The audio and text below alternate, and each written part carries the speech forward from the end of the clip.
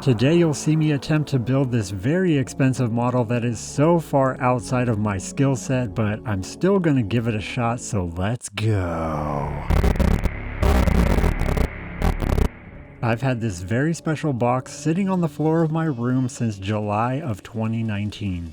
I guess I've just been waiting for the right time to jump into this project, and since it's almost been 3 years now, I think the time is now, ready or not. And what I really mean by ready or not is that I am not ready for this. Back in 2019, this model kit cost me $580. That was only one of the reasons why I was a bit apprehensive to dive into this project. This is The Moose from Neill Blomkamp's 2015 movie CHAPPiE. Since I saw this movie in theaters, I told myself if they ever make a figure or statue or model of this, I am going to buy it. And sure enough, 6 months later, I saw a prototype of this model kit on Adam Savage's Tested YouTube channel. I told myself, I don't care how much this costs, I have to own it. From seeing that YouTube video about 3 years later, this box finally showed up at my door. This was a limited edition run out of 300 and mine is number 59. Because of the design, I was willing to wait so long and pay so much money in order to have it. I've always been a huge fan of big scary robots like Ed 209 from RoboCop. Obviously, the design of this mech is heavily influenced by Ed 209. But it has a Neill Blomkamp spin and twist on it, which I absolutely love. Out of all of the cyberpunk genres, styles, and aesthetics, to me, what Neill Blomkamp and his design team with Weta Workshop, what they come up with and create, to me is the coolest stuff. I love all forms of cyberpunk, whether it's the Blade Runner-esque neon-drenched, rained-out cities, to the ultra-clean and sleek series like The Matrix. But if I had to pick a favorite, it's definitely going to be this South African Johannesburg Neill Blomkamp-esque, overtly tactical, industrial, mechanized flavor. All of his movies have this signature feel to it, and to me this mech just encapsulates and hits all of those boxes that I love, which is why I justified spending so much money on it. Anyway, enough of the backstory on why I'm so into this robot. Let's talk about why it took me so long to jump into it. I am not a professional modeler, as you will find out very quickly. And I feel like this kit deserves an expert, someone who's going to dump 500, 600, 700 hours into making every single piece of it meticulously perfect. I even debated just paying someone to do that, but in the spirit of this channel and doing things myself, I'm going to attempt it. But it's definitely not going to come out perfect, so if you're looking to witness a train wreck, then please stay tuned. I had no idea what I was getting into, and I thought it might not be that hard, but after looking at these instructions right here, I was like, yeah, I am way over my head on this one. This is a far cry from a Gundam model with step-by-step detailed instructions. This one is pretty much, here's what it looks like when you're done, so go for it. I will say, from first inspection, the quality of the parts that they give you are really exceptional. They give you metal pieces, there's screws that hold things together. The molded resin parts, the detail on them is just amazing. I don't know if that's just a feature of resin, but the amount of detail they can pack and how small those details are into the molds is absolutely crazy.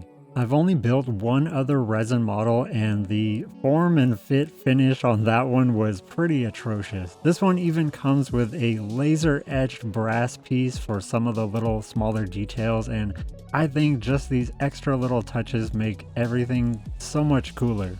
The other thing that overwhelmed me was just the sheer number of parts. Look at this bag, there's gotta be like 60 to 100 little pieces in there. Even though I was still pretty overwhelmed with how much work is going to have to go into this kit and whether or not I can pull it off, I was growing more and more excited by just looking at all of the cool little features on all of the pieces.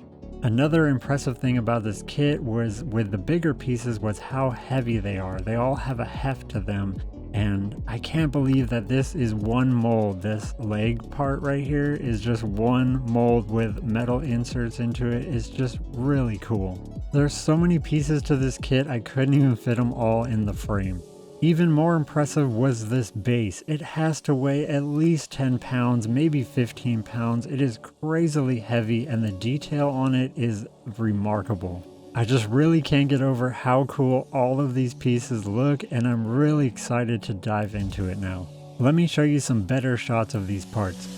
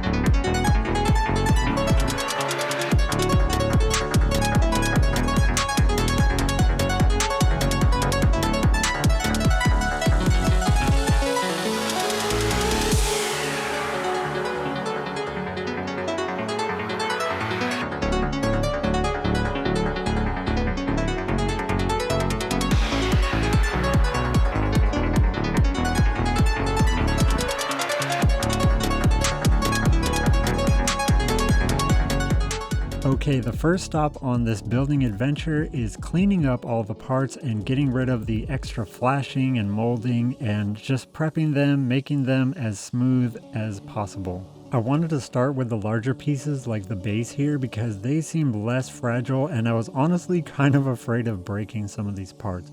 I was doing pretty good and I got this front carriage all cleaned up and a lot of the base already, and then this happened.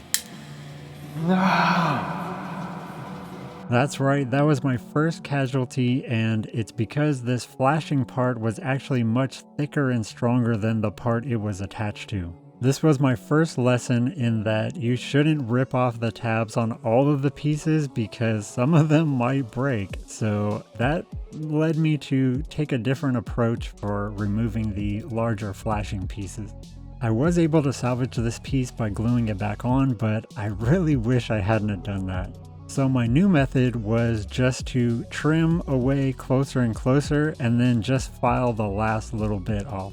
Although the parts were pretty clean, almost all of them needed quite a bit of work to get them to where they were intended. Another thing with working with resin, you'll see me cleaning out the files because they clog up almost immediately. Later I learned to minimize my filing because having to clean that almost every single part or even 2 or 3 times a part got really tedious very quickly. Also, this fine powder does not smell good and I'm sure it's not good for your lungs. I only spent a couple hours on the first night and it was very hard and tedious to get all these parts cleaned up, and I made sure that the following nights that I was working on this project, I was wearing a respirator. Also, spending so much time with these parts at this degree of concentration, you start to see how the molds are not exactly perfect. At first, I was spending a ton of time trying to get every little single piece that was not supposed to be on there off. But I did realize at an expert level, if you wanted these to look perfect, you would need a Dremel and to spend hours upon hours on every single part.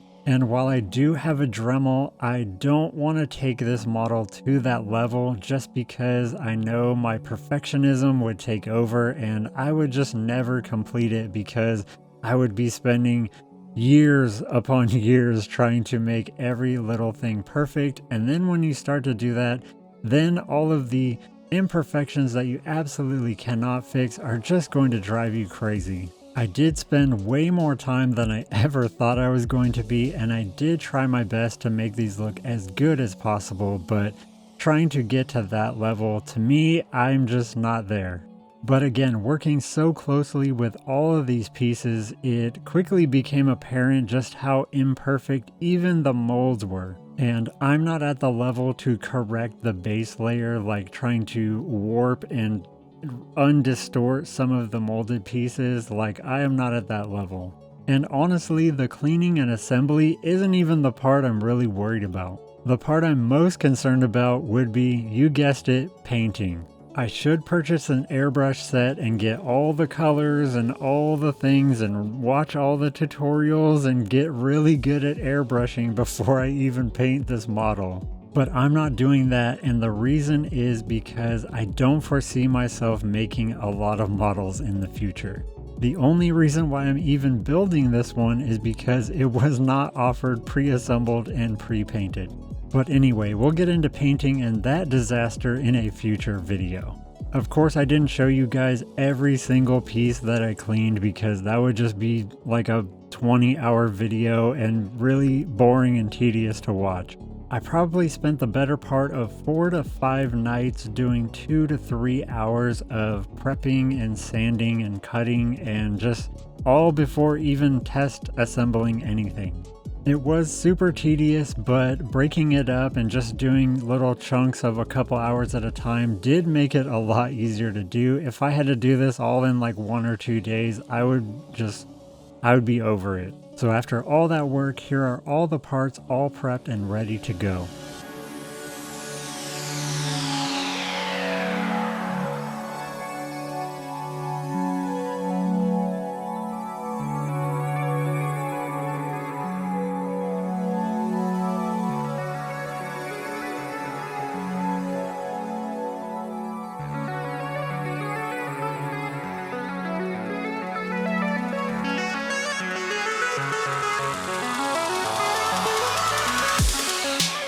In